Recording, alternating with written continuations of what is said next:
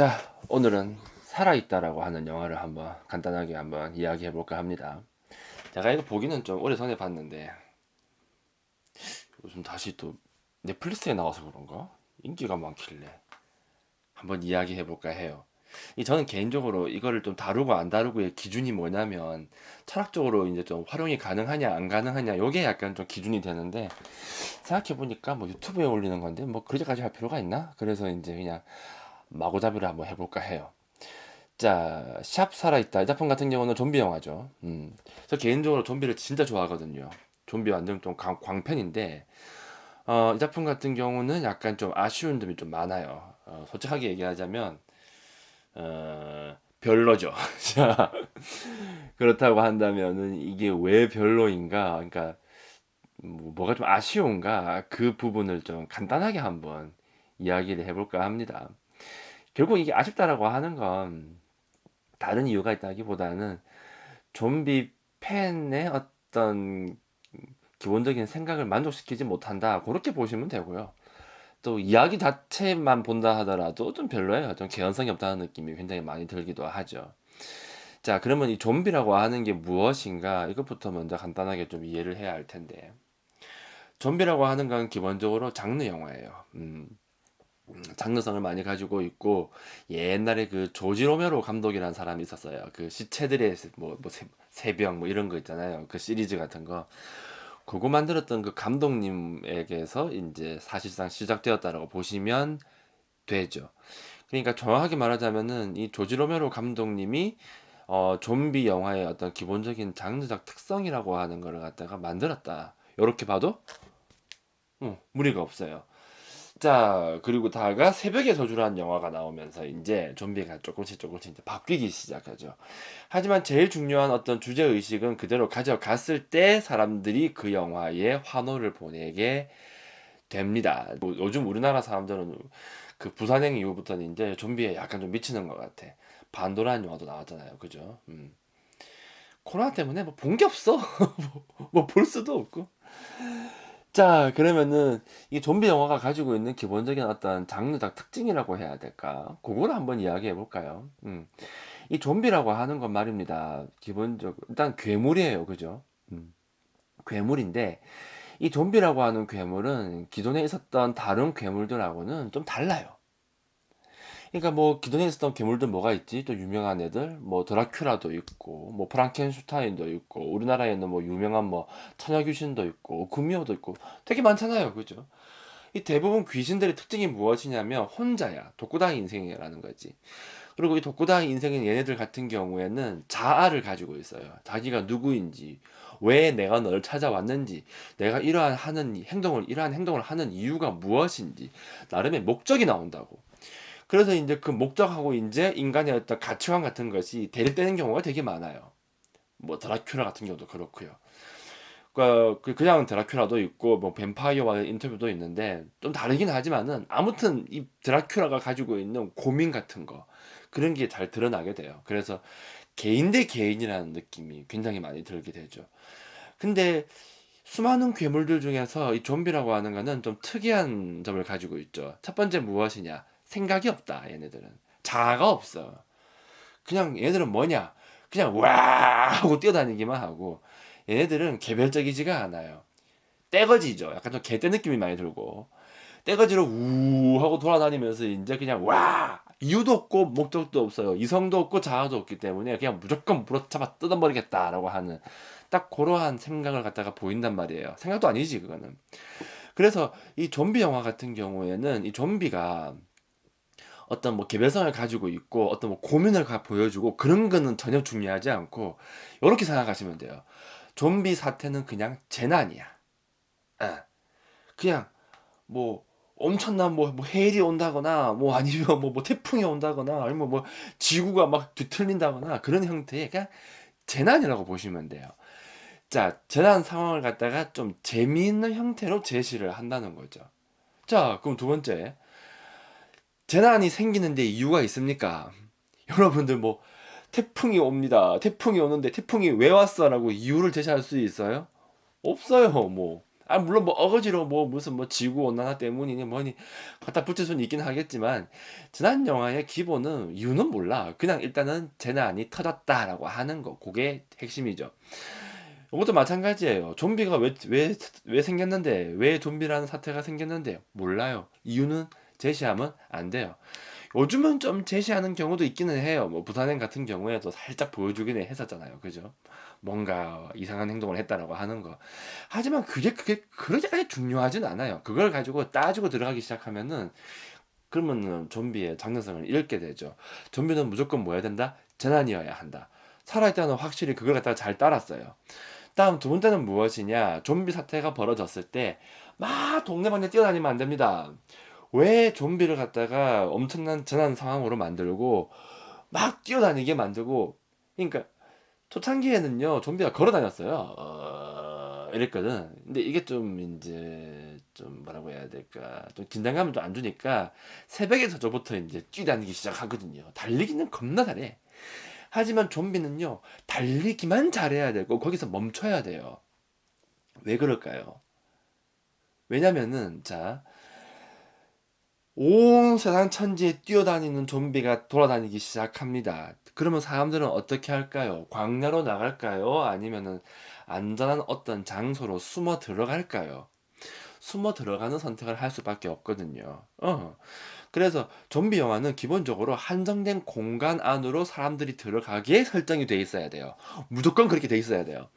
그래서 옛날에 그 조지 로메로 감독님이나 뭐 아니면 뭐 그러니까 시체들의 새벽이나 뭐 새벽의 저주나 이런 것은 쇼핑몰 안으로 도망을 갔었고 부산행은요 기차 안에 이제 우연히 이제 거기 이제 들어가게 있게 되었고 뭐 우연이든 아니면 내가 도망가다가 들어가게 되든 어쨌든 간에 한정된 공간 안에 들어가야 돼요. 왜냐면 바깥에 좀비가 너무 많기 때문에 어떻게 할 수가 없다는 거지. 더불어서 좀비는 달리기만 잘해야 되지 갑자기 좀비가 됐다라고 해서 말도 안 되는 뭐 괴력이 나온다거나 그러면 안 돼요. 그러니까 쪽수로 밀어붙이다가 어쩔 수 없이 생기게 되는 힘 같은 거는 뭐 예를 들어서 뭐 유리가 깨진다거나 이런 거는 생길 수 있는데 괴력이 생겨가지고 막 기차를 확 든다거나 막 집어 던진다거나 이런 일은 생기면 안 돼요. 또 이성이 있어가지고 막 기차에 막 문을 연다거나 그런 것도 하면 안 돼요. 뭐 하다못해 뭐 번호키를 연다거나 그런 것도 할 수가 없어요. 자, 왜냐면은 그렇게 그런 또 괴력이 생기게 되면은 그건 좀비물이 아니에요. 그건 좀 크리처물이 되겠죠. 그런 괴력이 생기게 되면은 어떤 문제가 생기냐면은 한정된 공간으로 숨어 들어간 사람들의 안전을 도모할 수가 없게 돼요. 그러면은 그 다음 이야기가 형성이 안 되거든요. 이게 되게 중요한 포인트입니다. 자, 좀비 영화에서 한정된 공간 안으로 사람들이 들어갑니다. 좀비를 패서 들어갔어요. 그러면 그 안에 누구만 있겠어? 사람만 있게 돼요. 그렇겠죠? 아주 위급한 상황이고, 한정된 물자 안에 막 가지고 있는 상태에서 그 공간 안에 다수의 사람이 모였을 때 그 사람들이 뭘 하겠냐는 거지. 사실 좀비 영화는요, 좀비를 보는 게 목적이 아니야. 사람을 보는 게 목적인 거죠. 그래서 그 상황 아래에서 사람이 과연 자신의 어떤 인간성이라고 해야 될까, 어떤 뭐 도덕성이라고 해야 될까, 이런 것들을 잘 유지할 수 있는가, 과연 인간의 어떤 밑바닥이 어디까지 내려갈 것인가, 그런 것들을 보여주는 거예요, 그냥. 그거예요. 그래서 그 미국의 좀비로 되게 유명한 그 워킹데드라는 드라마가 좀비하고는 싸움 안 하고 사람들하고만 싸움한다라고 말하는 이유가 바로 거기에 있는 거예요. 어떻게 본다면 좀 충실한 영화로도 볼 수가 있죠. 근데 문제가 뭐냐면 너무 늘어지는 게 문제야. 워킹데드는 되게 좀 아쉬웠어. 자, 그러면 살아있다는 어떻느냐? 공간을 딱 한정시키잖아요. 어디에? 아파트에다가 한정을 시켰죠. 되게 재밌잖아요? 아파트라고 하는 거? 자, 옛날에 그 시체들의 새벽도 그렇고 새벽의 저주도 그렇고 왜 해필 그 쇼핑몰이라고 하는데 초반에 가두었을까? 왜냐면 그 쇼핑몰이라고 하는 공간이 가지고 있는 어떤 상징성 때문에 그래요. 거기는 이제 약간 좀 뭐 자본의 발달이나 뭐 소비성의 증대나 어떤 뭐 물질적 가치나 그런 것들이 이제 잘 녹아져 있는 공간인 것이고 그러한 것에 대한 어떤 맹목적 욕망이 과연 좀비가 보여주고 있는 맹목적인 앙 하는 거하고 뭐가 다르냐라고 하는 그 질문을 던지기 위해서 쇼핑몰에다가 가두었다라고 보시면 될 거예요. 간단하지? 그러면은 살아있다는 건 뭐 왜 하필 아파트일까? 뭐 일단은 우리나라의 가장 대표적인 거주지이기도 하고 몰라 뭐 생각에 따라서는 뭐 아파트가 가지고 있는 어떤 그런 어떤 뭐 특징 같은 거를 갖다가 잘 담아낼 수도 있었겠지만은 그런 거는 전혀 보이지 않아요. 그렇기 때문에 그냥 뭐 대표적인 거주지이기 때문에 아마 아파트를 고르지 않았을까 싶기는 해요. 자, 그래서 아파트를 고르기는 했는데 이게 약간 좀 단점이 있는 거죠. 공간이 좀 열려 있으면은 이제 사람들끼리 모여 있을 수가 있거든요. 그렇잖아요. 그러니까 공간을 한정 짓는 이유가 사람들 간의 충돌을 통해서 갈등을 통해서 어떤 인간성의 어떤 본질을 보여주려고 하는 건데 이 아파트는 결국 집이란 말이야. 나는 내 집에 있고 너는 너 집에 있다 보니까 부딪힐 일이 없다 이게. 그 부딪힐 일이 없어 이게. 그러니까 이게 어떻게 본다면 약간 좀 패착이 될 수도 있는 거예요. 그래서 아파트에 모여 있지 말고 좀 다른 데 갔으면 어땠을까라는 생각이 들기도 한데 모르겠습니다. 생각하기에 따라서는 이렇게 볼 수도 있을 거예요. 어차피 아파트라는 공간이 요새 뭐 그런 말 되게 많이 하잖아요. 뭐 무슨 뭐 이웃 간에 아무도 모르고 뭐 누군지도 모르고라고 하는 거. 그런 측면을 좀 부각시키려고 일부러 아파트에 가뒀을까? 하는 생각이 들기도 하지만은 뭐 어쨌든 간에 뭐 그러한 좀 단점이다라고 하는 거. 그 다음에 또 영화에서는 이제 뭘 보여주느냐, 뭐 SNS 같은 걸 좀 보여주기도 하죠. 뭐 그렇게 중요해 보이진 않아요. 그냥 뭐 뻘짓하는 게 중요하진 않고. 자, 아무튼 그래서 이제 한정된 공간 안에다가 가두기도 했어요.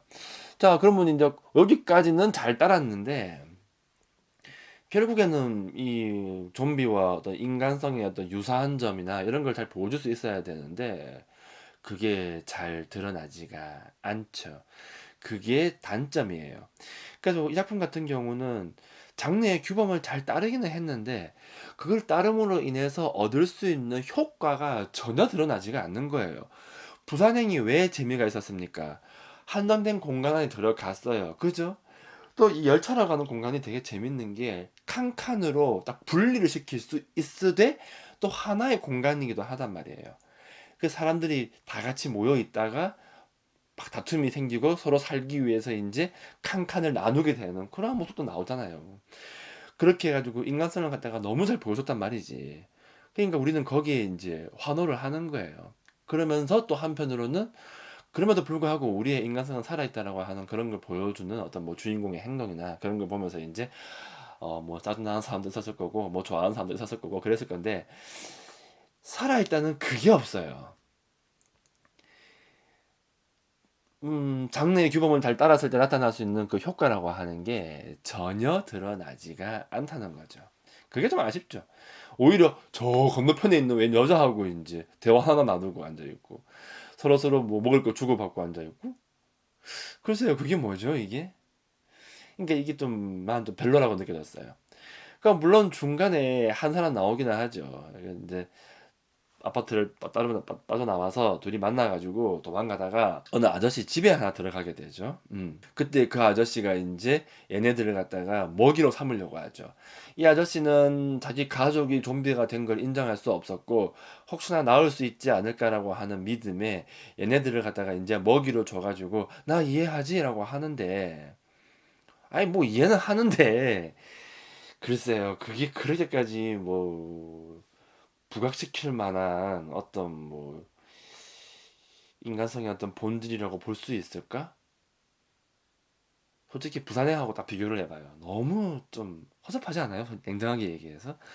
근데 그거를 갖다가 제일 큰 어떤 위기 상황에다가 배치를 시켜버렸으니 너무 웃기잖아요, 이게.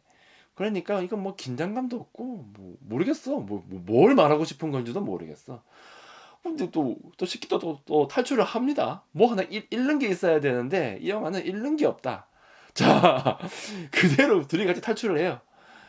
그러니까 아파트에 있다 보니까 그런 문제가 생기는 것 같아. 사람이 좀 많이 모여야 되거든. 그래가지고 좀 희생당하는 사람도 있고 그러면 좀 재미가 있는데 그런 것도 없어. 둘밖에 없으니까요.